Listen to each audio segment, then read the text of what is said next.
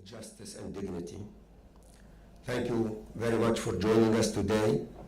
Now it is my pleasure to invite my esteemed brother and partner in this conference, Salam al-Marayati, President of the Muslim Public Affairs Council, to share his opening remarks. God bless you. Thank you.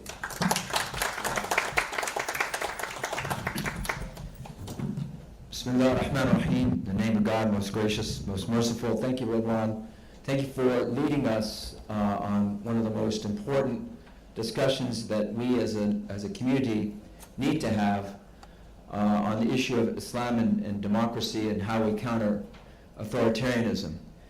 And I believe that there is one thing that we can do to learn from our academics, our scholars, but we also have to figure out how can we apply these lessons for mainstream communities. How do we bring that message to communities? Because at the end of the day, what Islam is, in my opinion, is an inoculation against social disease that is encompassed in the Quran and the Sunnah of the Prophet Muhammad, peace and blessings be upon him. Although I don't know if inoculation is a good term to use with this administration, it is still important for us to see what is it that we have that we can offer to the people. And I believe that the most important document that we have that is not taught in our schools, that we are not nursed by growing up, is the Medina Constitution, or the Medina Charter.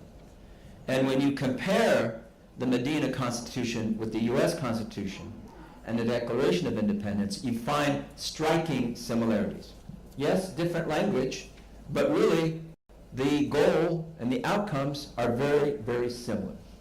And unless we have that integrated understanding of how we are in a mutual journey for freedom and democracy, then we will allow the others that use the clash of civilizations and that this is, or on the other side, they say, well, this is too westernized and too secularized and too Americanized and so on and so forth, as if we are trying to dilute our faith. No, we are trying to apply the faith. And the Quran, at the end of the day, is best used when it is applied, not weaponized. So, I should have submitted a proposal for a paper, but I'll have to talk to the organizers next time. But there are 5 things I just want to leave everybody with in terms of thinking about how to apply these issues or have these conversations. First, the Medina Constitution starts out by defining the Ummah. The Ummah is not just Muslims. It is people that want to be citizens of this new project called Medina, including non-Muslims, those who support the Prophet Muhammad as a leader of Medina. And by the way, we recall he was invited to Medina not to impose Islam, but to make peace between the tribes. So he was invited as a peacemaker. And by the time he arrived to Medina, definitely the majority of the people were not Muslim. It was later on that they became Muslim, and again, not by any coercion, because the Quran kept saying, you cannot compel people to believe. So it was about the Ummah. And the Ummah included Jews, for example. The Medina Constitution said Jews are an Ummah alongside the believers. And in the Constitution, we have the phrase, we the people.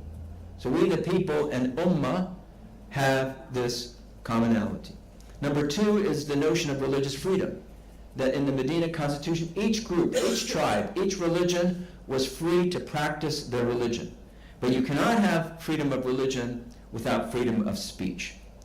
Number 3 is the rule of law. That, yes, the Prophet was the arbiter for all that was to be adjudicated at that time, and he used the Quran, but what is the most often repeated value in the Quran? Adl, adalah, justice, equality. So that rule of law, by bringing justice, is so important. Number 4, that when we see that this Medina Constitution really becomes more of a secular document, in other words, it's not religious, it's not without religion, and even in America there's a religious underpinning, but you have this idea now, how do the tribes come together in a pact to form a common defense and have means of security for one another, and penalties for those who commit treason. Exactly the same as we have in the U.S. Constitution and in U.S. statutes. And number 5 is this idea of shura.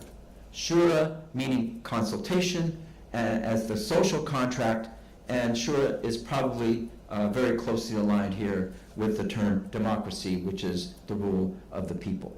So this idea that, well, you know, what Muslims did was religious and what we have is secular, that division is not as distinct as you think it is. There is secularism with religious underpinning, i.e.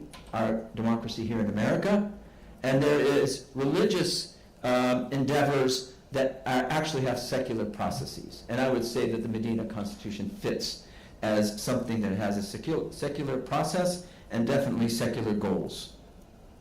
So for us then, we have to think about 2 things after going over these 5 points. And I agree with Redwan that we are in a time of crisis and there are consequences. Number 1, the 2 points to leave you with is, how do Islamic governments and Islamic groups measure to the Medina Constitution? Unfortunately, very low, if not 0. And that is our responsibility to say, if you're invoking Islam to be your government or to be your group or to be how you are organizing and working, then we will measure you by these Islamic standards. We now have equity in what you're doing. If you want to say you're just a tribal group or an ethnic group, that's one thing. But once you take on this mandate in the name of Islam, then you should be measured by these Islamic standards.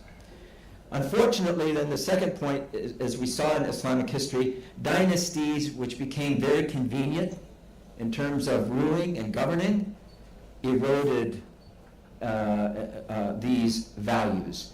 And now we have tribalism back in place of the Ummah, and unfortunately the same is happening in Western societies and here in the United States, where we look to oligarchs and the wealthy and the wealthy tribes, so to speak, to take over our governance, and that should be our number 1 order of the day, is to demand that we retain and preserve democracy in the name of our religion and in the name of our country. Thank you.